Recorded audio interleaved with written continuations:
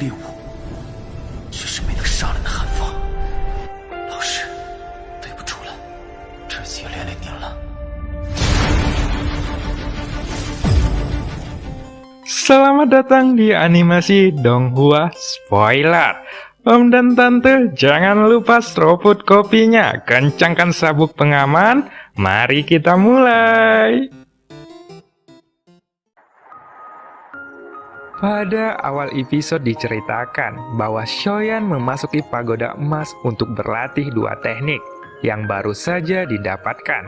Di sisi lain, Ju Hong berdebat dengan Xiao Qing. Lalu, tak lama kemudian, Shoyan menerobos ke tahap akhir bintang 8. Dan scene pun berganti. Pada saat ini Shoyan tidak terlalu memikirkannya.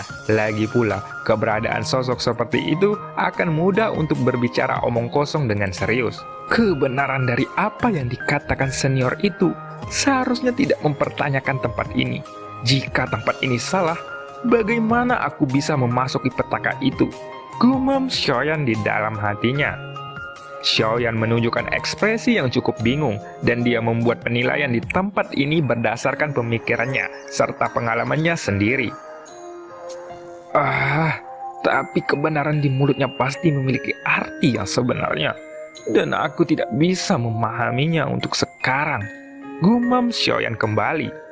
Saat ini Shoyan yang masih melayang di udara tiba-tiba berdiri dengan tubuh telanjang, dan hal-hal yang tak sedap dipandang pun bergoyang tertiup angin. Di kejauhan Lotian tersenyum pahit ketika dia melihat ini. Dia berpikir bahwa bahkan jika tidak ada seorang pun di sini, setidaknya Shoyan harus memperhatikan harga dirinya. Senior, terima kasih atas bantuanmu, ucap Shoyan. Setelah berbicara, Shoyan mengepalkan tinjunya dan membungkuk ke arah pria gunung itu.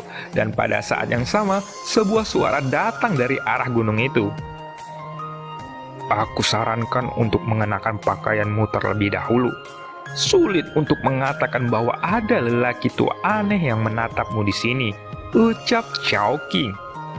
Ketika suara dari ujung datang, Shoyan pun segera menundukkan kepalanya dan menyadari bahwa ia ternyata benar-benar telanjang. Wajahnya pun langsung merona dan dia langsung mencari jubah di dalam cincinnya, lalu mengenakan. Setelah itu, Shoyan hanya tersenyum canggung dan menggaruk kepalanya, lalu dia mengempalkan tinjunya lagi. Apakah kamu ingin tahu siapa lelaki tua aneh itu? Kamu harus memperhatikannya. Aku mendengar bahwa dia memiliki kebiasaan yang cukup aneh. Dia belum pernah menyentuh seorang wanita sepanjang hidupnya, ucap Xiao Qing. Pada saat ini suara seseorang lelaki tua muncul lagi. Shoyan tiba-tiba memiliki sebuah garis hitam di wajahnya. Dia pikir tidak ada orang di sekitar sini, tapi dia tidak berharap bahwa dirinya telah diam-diam dipantau oleh orang lain. Setelah itu telinga Shoyan terus berdenging dengan pikiran konstan dari lelaki tua itu. Dan dalam kata-katanya, dia tahu bahwa nama lelaki gunung itu adalah Zhu Hong, dan nama lelaki tua itu adalah Xiao Qing. Shoyan pun mengalami sakit kepala yang hebat, dan Shoyan juga merasakan tidak berdaya. Jika hal-hal seperti ini terus berlanjut, dia tidak bisa berkonsentrasi untuk melawan Dewi Perang bersayap ungu itu. Senior Xiao Qing, apakah kamu punya saran untuk junior ini dalam menghadapi sang Dewi Perang bersayap ungu? Tanya Shoyan. Kamu sepertinya mengerti hal yang bisa dibilang praktis. Kamu bisa datang kepadaku di arah timur, dan aku akan sedikit melatihmu.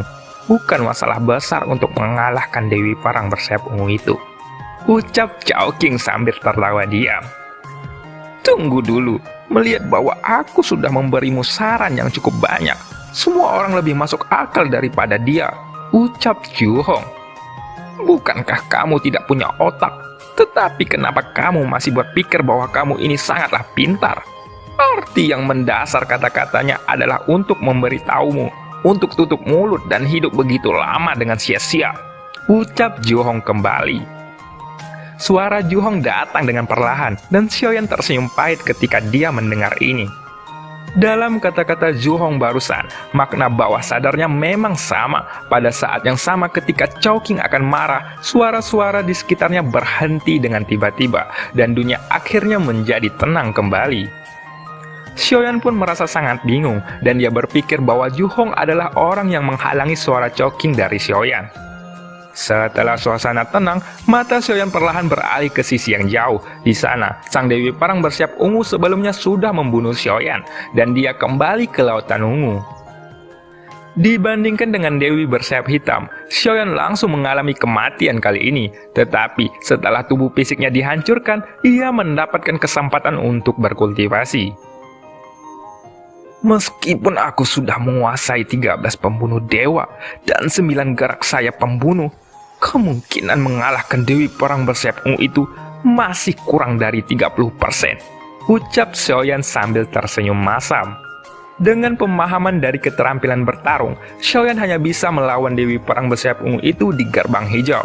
Adapun gerbang biru dan gerbang ungu di tingkat yang lebih tinggi, Xiaoyan tidak memiliki kesempatan untuk mengalahkannya di sana, karena kekuatan pertempuran dari Dewi Perang bersayap ungu itu memanglah terlalu kuat. Kecuali jika Xiaoyan sendiri mencapai ranah kaisar keabadian, Xiaoyan pasti bisa dapat mengalahkannya. Jadi, untuk saat ini bahkan jika Xiaoyan diberkahi jejak pengalaman bertarung dari dewa tertinggi, ada beberapa esensi yang hanya dapat benar-benar dipahami dengan mencapai ranah keabadian. Xiaoyan terus menatap lautan ungu di ujung yang jauh, dan dia berpikir bahwa akan sangat sulit untuk memenangkan pertempuran melawan Dewi Perang bersayap ungu itu. Begitu perang dimulai, itu hanya bisa berakhir sampai mati. Meskipun dia memiliki api abadi, jika itu bukan karena bantuan Zhuhong yang memberi Xiaoyan energi untuk memulihkan diri sebelumnya, Xiaoyan tidak mungkin untuk menciptakan kembali tubuhnya dalam waktu sesingkat ini. Jadi, jika Xiaoyan mati lagi, dia tidak tahu apakah ada keberuntungan seperti sebelumnya. Tatapan Xiaoyan ke ujung yang jauh sangat fokus pada saat ini, seolah-olah dia tidak tahu untuk mundur. Lalu sayap dewa melintas di belakangnya, dan pada saat yang sama, tubuh Lao Zhou juga muncul ke samping Xiaoyan. Kemudian tanda dewa iblis di tengah alisnya bersinar dengan cahaya, dan semuanya tampak dalam kondisi terbaik saat ini. Detik berikutnya terlihat bahwa siluet avatar Lao Zhu dan tubuh Xiaoyan tiba-tiba tumpang tindih, lalu keduanya terintegrasi menjadi satu. Jika Xiaoyan ingin mengalahkan Dewi Perang bersayap ungu itu, maka dia harus menggunakan sayap dewa, dan pada kenyataannya, setiap sayap yang Xiaoyan lihat hanya berbeda dengan warna. Mereka semua memiliki bahan yang sama, tetapi pada Dewi Perang yang bersayap ungu, agresifnya lebih kuat dan kekuatan tempurnya bahkan lebih kuat daripada Dewi Perang bersayap hitam. Xiaoyan sekarang tidak hanya memahami 13 teknik pembunuhan milik Dewi Perang bersayap hitam, tetapi dia juga memahami 9 teknik pembunuhan dari Dewi Perang bersayap ungu. Kedua teknik ini berasal dari dua Dewi Perang yang sangat kuat. Alasan mengapa Xiaoyan dapat mengalahkan mereka sekarang adalah karena ilusi kehampaan telah disublimasikan lebih lanjut berdasarkan dua keterampilan bertarung. Artinya setelah Xiaoyan memperolehi teknik 13 pembunuhan dewa dan 9 sayap hantu, ilusi kehampaan itu membuat pencapaian sejati Xiaoyan secara tiba-tiba. Meskipun itu hanya perubahan dalam detailnya, kemenangan Xiaoyan atas Dewi Perang bersayap ungu di pintu pertempuran yang sebenarnya itu sangat mendebarkan setiap saat, dan justru dalam detail itulah yang dia menangkan. Pada saat ini sosok Xiaoyan tiba-tiba bergerak dan dia segera bergegas keluar. Pada saat yang sama, ketika Xiaoyan melesat, sayap dewanya mengembun lagi dan sayap emas hitam bergerak dengan cepat. Dalam sekejap mata, Xiaoyan muncul di langit di atas lautan ungu. Setelah beberapa saat menatap laut ungu itu, pusaran besar muncul seperti sebelumnya. Tetapi, ternyata Dewi Perang itu memimpin pertarungan dengan melemparkan tombak ungu ke arah Xiaoyan. Namun kali ini sosok Xiaoyan dengan mudahnya mengelak. Dengan dorongan dari kekuatan sayap dewa, Xiaoyan menjadi lebih penuh berperasaan.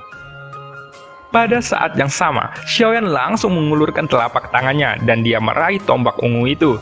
Saat telapak tangannya meraih tombak, sosok Xiaoyan tiba-tiba berbalik dan kekuatan dari tombak itu berubah arah dengan seketika. Ternyata, Xiaoyan mampu menarik tombak ungu itu, membalikkan ke arahnya dan menembakkannya langsung ke arah pusaran. Aku akan mengembalikannya kepadamu secara utuh, ucap Xiaoyan. Xiaoyan berkata dengan dingin meskipun dia tahu bahwa Dewi Perang bersayap ungu itu sudah tidak lagi memiliki kehidupan. Kalimat ini sebenarnya adalah penyemangat bagi Xiaoyan sendiri. Di sisi lain, di dalam pusaran sesosok tersapu, dan Xiaoyan melihat bahwa telapak tangan dari Dewi Perang bersayap ungu itu mencuat. Lalu dia dengan mudahnya menangkap tombak yang dilemparkan oleh Xiaoyan. Kemudian, dengan gerakan sayapnya, Dewi Perang itu berubah menjadi bayangan, dan dia langsung bergerak menuju Xiaoyan, sambil meluncurkan serangan yang sangat kuat. Sementara itu, di depan tirai tipis di arah timur, Xiaoqing terlihat sangat marah. Melalui tirai tipis, dia terus menyaksikan Xiaoyan, yang hendak melawan Dewi Perang bersayap ungu lagi, dan mendengus 2 kali. Haruskah aku katakan atau tidak? Kepada anak ini benar-benar keras. Tapi bahkan jika dia memiliki abadi, jika Zhu Hong tidak membantunya, bagaimana dia bisa pulih begitu cepat? Ucap Xiaoqing. Haha, tidak. Ia baru saja pulih, dan dia pasti akan mati lagi jika dia tidak memiliki kekuatan yang layak. Tidak ada kemungkinan untuk mengalahkan Dewi Perang bersayap ungu itu. Ucap Xiaoqing kembali. Luo Tiang, apakah kamu ingin mendengar tentang perbuatanku di masa lalu sebagai seorang guru? Tanya Xiaoqing sambil memandang Luo Tian. Pada saat ini, Zhu Hong tengah memotong suaranya, dan Xiaoyan juga memotong suaranya. Sekarang, tampaknya, satu-satunya orang yang dapat diajak bicara hanyalah muridnya, yaitu Luo Tian. Hah? Apa maksudmu? Aku jelas tidak mau, ucap Luo Tian. Tanpa diduga, Luo Tian menolak Xiaoqing secara langsung, akan tetapi Xiaoqing tampaknya tidak menghiraukannya. Menghadapi penolakan dari Luo Tian, dia menutup telinga dan berbicara sendiri. Saat aku menjadi guru, aku memiliki beberapa koneksi dengan para Dewi Perang ini, gumam Xiaoqing. Oh, itu tampaknya menyenangkan, tapi sayang sekali aku benar-benar tidak ingin mendengarkannya, ucap Luo Tian. Luo Tian menunjukkan ekspresi pahit di wajahnya. Pada saat ini, dia benar-benar ingin melarikan diri, tetapi dia tidak bisa melakukannya. Pada saat itu, dapat dikatakan aku adalah orang yang sangat bersemangat, ucap Xiaoqing. Namun, setelah dia mengatakan hal itu, aura Luo Tian tiba-tiba menjadi kacau dan ada tanda-tanda penghancuran diri. Tetapi, begitu Xiaoqing mengangkat tangannya, kekuatan yang mendominasi datang keluar, dan itu langsung menekan kekuatan kacau yang ada di dalam tubuh Luo Tian. Kemudian wajah Luo Tian pun menjadi hitam sepenuhnya, dan dia hanya bisa dengan paksa mendengarkan lelaki tua yang buruk itu berbicara tentang hal-hal buruknya. Hanya ketika dia melihat ke tirai tipis dan menyaksikan pertempuran antara Xiaoyan dan Dewi Perang bersayap ungu, Luo Tian merasa lebih baik. Di sisi lain, pertempuran antara Xiaoyan melawan Dewi Perang bersayap ungu itu dapat digambarkan sudah dekat, dan pertempurannya sengit akhirnya pecah. Sebelum itu, Xiaoyan bahkan tidak bisa melawan Dewi Perang bersayap ungu ini. Akan tetapi, pada saat pertempuran pecah, Xiaoyan benar-benar unggul dalam waktu yang singkat, dan dia mendapatkan kekuatan untuk mengambil inisiatif untuk menyerang. Zhu Hong yang berada di puncak gunung juga tiba-tiba mengangkat kepalanya. Matanya tampak aneh ketika menatap Xiaoyan di kejauhan, dan segera dia tiba-tiba tersentak. Bukankah ini bentuk ke-13 dari pembunuh dewa? Sulit dipercaya bahwa dia benar-benar bisa mencapai level seperti itu, ucap Zhu Hong. Hah? Tunggu dulu, bukankah itu teknik 9 hantu pembunuh? Tapi ini adalah teknik Dewi Perang bersayap ungu. Bagaimana dia bisa menyadarinya? Itu sungguh tidak dapat dipercaya, ucap Zhu Hong kembali. Sebelumnya, Zhu Hong selalu terlihat tenang dan berwibawa. Namun pada saat ini Zhu Hong memiliki ekspresi terkejut di wajahnya. Setelah bertahan lama bertahun-tahun yang tak terhitung jumlahnya, tampaknya tidak peduli seberapa besar atau kecilnya, itu tidaklah biasa, kecuali masalah ini telah melampaui harapan dari pemahaman Zhu Hong. Akan tetapi, ternyata tidak hanya Zhu Hong, Xiaoqing dari arah timur juga tampaknya terkejut. Matanya menatap Xiaoyan yang bertarung melawan Dewi Perang bersayap ungu itu dengan tidak percaya. Itu karena pertempuran antara kedua belah pihak tidak dapat dipisahkan. Untuk setiap gerakan pamungkas dari sang Dewi Perang bersayap ungu, Xiaoyan ternyata dapat secara akurat memprediksi metode serangannya. Dan Xiaoyan juga dapat menemukan metode pertahanan yang sempurna. Bahkan Xiaoyan dibunuh oleh Dewi Perang bersayap ungu itu seolah-olah baru kemarin. Tapi Xiaoyan yang dilahirkan kembali dari kematian hari ini tampaknya benar-benar telah dilahirkan kembali dari abu. Itu karena Xiaoyan menyadari bahwa kekuatan tempurnya langsung menjadi lebih kuat hingga beberapa level. Aku bisa mengerti kenapa dia bisa memahami 13 teknik pembunuh dewa dari Dewi Perang bersayap hitam. Tapi aku juga penasaran bagaimana dia bisa memahami teknik 9 sayap pantom dari Dewi Perang bersayap ungu. Dalam pertarungan sebelumnya, Dewi Perang bersayap ungu itu baik-baik saja dalam menggunakan 9 sayap pantomnya. Lalu bagaimana anak itu bisa mengerti teknik itu? Gumam Chowking sambil memperhatikan pertarungan Xiaoyan. Chowking juga sedikit mengerutkan keningnya. Itu karena di matanya Xiaoyan tampak sangat tidak masuk akal.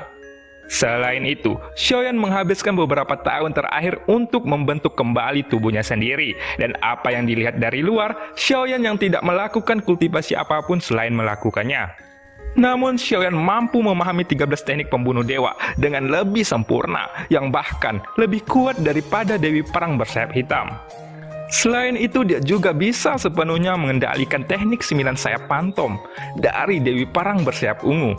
Oleh karena itu, dengan mengkombinasikan dua teknik bertarung ini, kekuatan tempur Xiaoyan akan menjadi sangat kuat.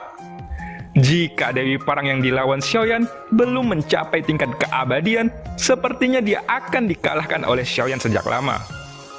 Namun sudah jelas bahwa Dewi Perang bersayap ungu itu perlu menggunakan kekuatan penuhnya untuk bertarung dengan Xiaoyan. Sampai setelah kebuntuan singkat dengan Xiaoyan, Dewi Perang bersayap ungu itu akhirnya bereaksi. Ia segera menggerakkan tubuhnya, seolah-olah dia akan menggunakan teknik andalannya.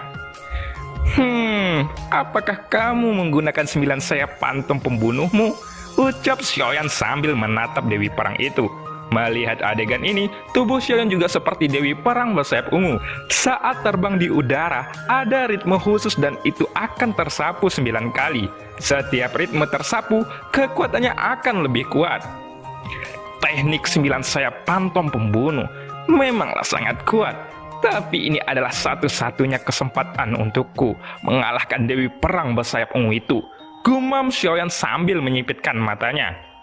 Xiaoyan sepertinya sudah menunggu saat-saat seperti ini. Serangan beruntun sebelumnya adalah serangan untuk membuat Dewi Perang itu menggunakan teknik andalannya. Teknik 9 sayap pantom itu adalah jurus pamungkas dari Dewi Perang bersayap ungu. Oleh karena itu, jika Xiaoyan tidak memahami gerakan ini, dia akan dilenyapkan tanpa ampun seperti sebelumnya.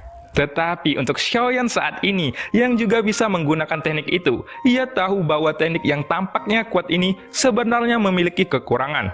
Selama Xiaoyan bisa memahami kekurangannya dan juga menggunakan teknik itu berdasarkan 13 teknik pembunuh dewa, dia bisa memiliki kesempatan untuk mengalahkan Dewi Perang bersayap ungu itu.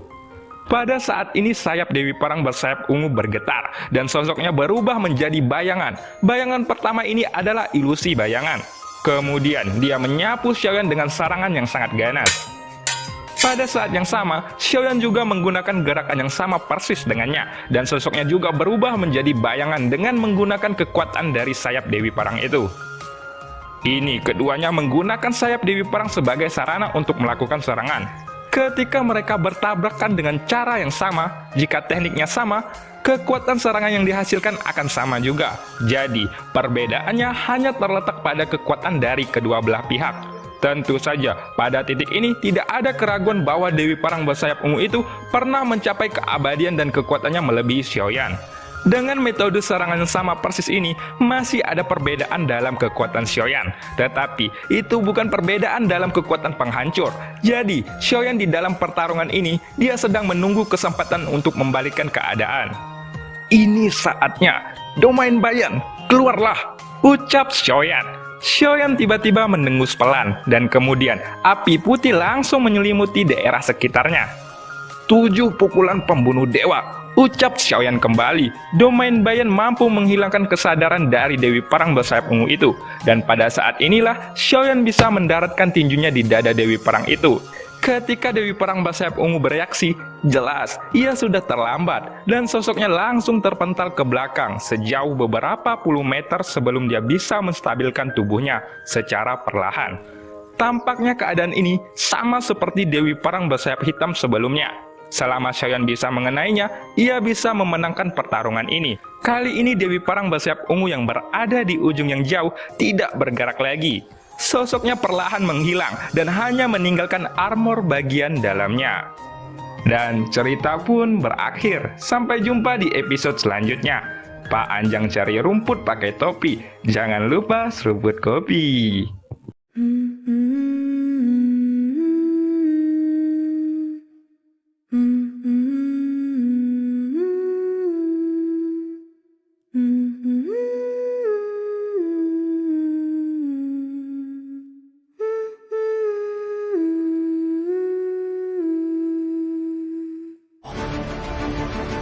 一旦被他们锁定了位置，我们俩都会性命堪忧。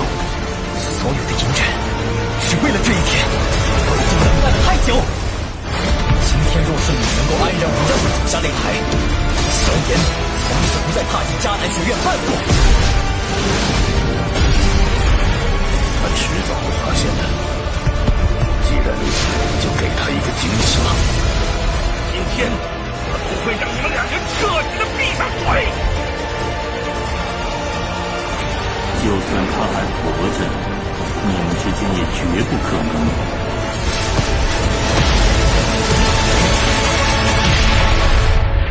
加玛帝国云岚宗，萧炎回来了。